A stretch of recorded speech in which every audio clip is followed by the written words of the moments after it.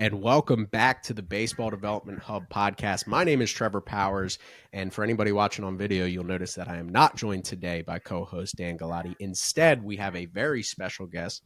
For anybody who's been a fan of Backside Ground Balls Media for an extended period of time, it is the co-host of The Trail, which if you haven't checked out the Trail episodes, head back to the Backside Ground Balls Media YouTube channel, podcast platforms, ton of awesome recruiting information, right? Which obviously is a big part of the process for so many high school players as well as parents wanting to be educated. But Sam, before we get into all that, I appreciate it. Feels like old times.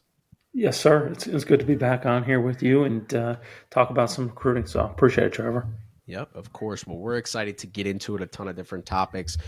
For those that were around, the last time they probably heard from you, you were college sports advisors. Now you're with Rockland Peak Performance. So really exciting times to obviously get the connections that RPP has on the player development side and things like that. So why don't you tell everybody a little bit about maybe the transition, about how that's gone and kind of what you guys offer at RPP before we get into the nitty gritty of what the recruiting process and what this calendar looks like.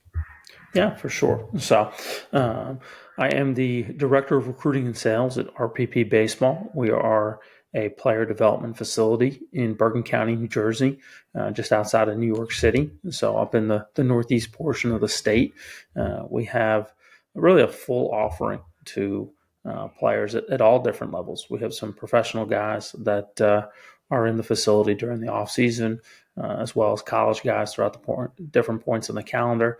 And then obviously, the high school and youth demographic is a big segment of the population that's in the building day to day.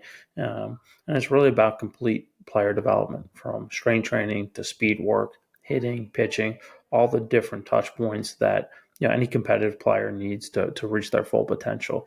On the recruiting side, we have RPP Recruiting, which is a advisory service for prospective college players that are looking to maximize the process and find their fit at the next level.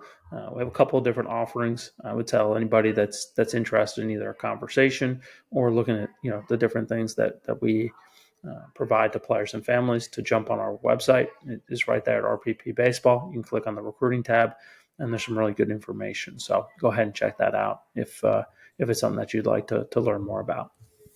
Yeah, and I'll go out on a ledge and say it. I think you're one of the best in the industry nationwide. I appreciate so that. even if you're not in the New Jersey area and you're looking to pick somebody's brain and help with this process, I don't think there's anybody better that you can go to and rely on. And this is going to kind of feel like a layup question, but to a certain extent, how important is the player development element of the recruiting process, right? Which I think is what's really cool about what you're doing at RPP is having both avenues, because from a former college coach's perspective and talking to college coaches, if you're not good enough, you're not going to get recruited, right? So how nice Sure. is it to kind of have all of that under one umbrella where you can get the people that you're working with the player development needs they need, but also help them on the recruiting element?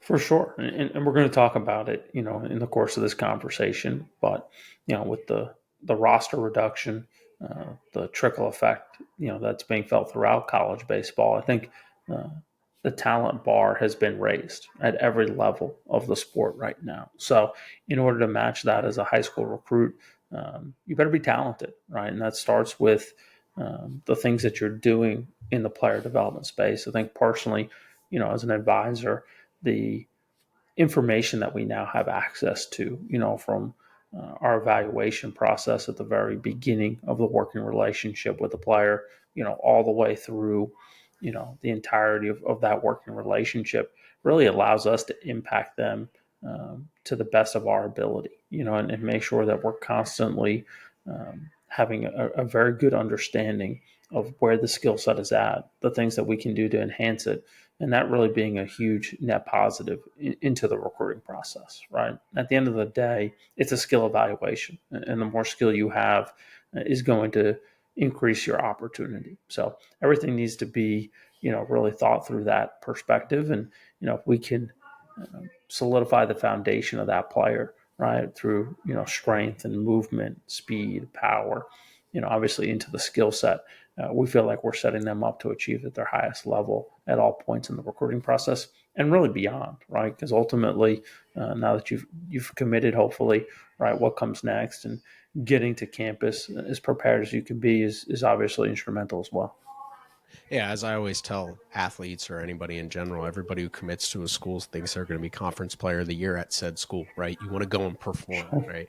The commitment is just the dopamine hit on Instagram when you post the graphic, but that's the beginning of the process. Anybody who's gotten to the Certainly, end of it, playing college sports or really even going to college, choosing your college is simply just a part of the long-term plan, right? And when we get to the other side, we don't remember that day and how we felt when we committed. We remember the memories that we had and specifically performing and being on the field each and every day at said program. So you mentioned it, no doubt. roster changes, scholarship changes.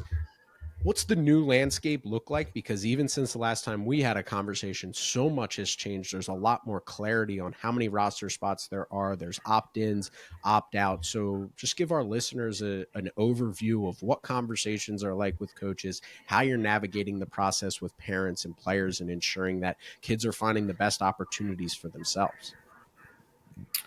For sure. So there's definitely some more clarity, compared to where things were at, to begin the calendar year. I think there's still a sense of some unknowns, right? And that's continuing to create um, an atmosphere in recruiting where college coaches are having to adapt, right? Yes, right, for schools that have opted in to revenue sharing at the Division 1 level, you have 34 roster spots, but then this summer we get the DSA tag, right, designated student athlete, and that's now increased roster limits. So it continues to evolve. I think from a player family perspective, the things that you need to be most aware of are the fact that less high school players are being recruited at the Division 1 level than ever before. Right, all these classes have decreased in overall number. Right, and obviously, um, different programs have varying philosophies in terms of how they're trying to construct their roster. Um, Keep in mind, everybody recruits the transfer portal outside of the Ivy League, the military academies.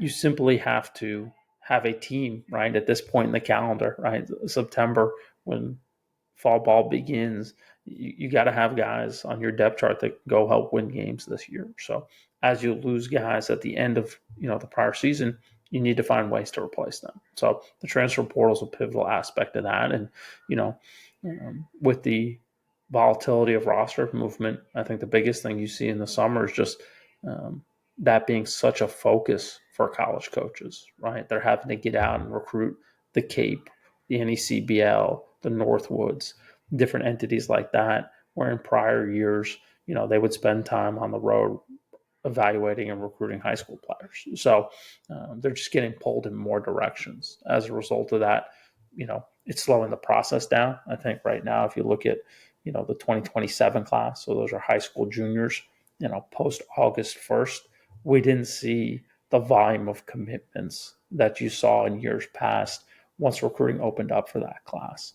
I think that's a result of less spots, but then also, again, coaches not having probably as much evaluation done on some of those guys because they spent so much of June trying to construct next year's roster. So all these things have, kind of a cascading effect on the entirety of the process.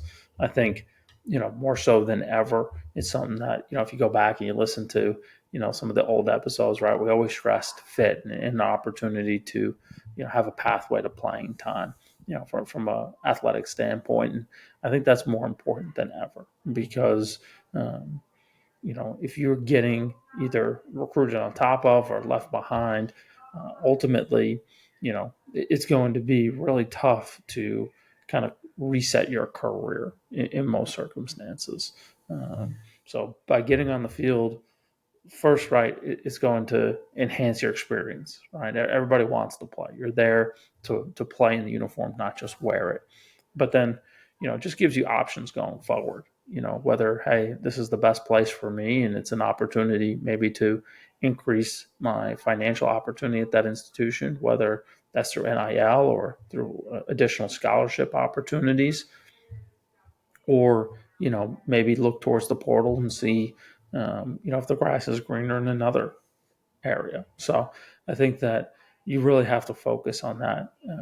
At the end of the day, when you really start to now think about the decision making of the recruiting process, understanding what you're committing to is imperative because, like you said, between the roster changes, DSA tag, the different types of financial packages that are being put out there across the sport right now, really having a good understanding of that, and whether you're relying on your travel ball coach, your high school coach, somebody in your circle.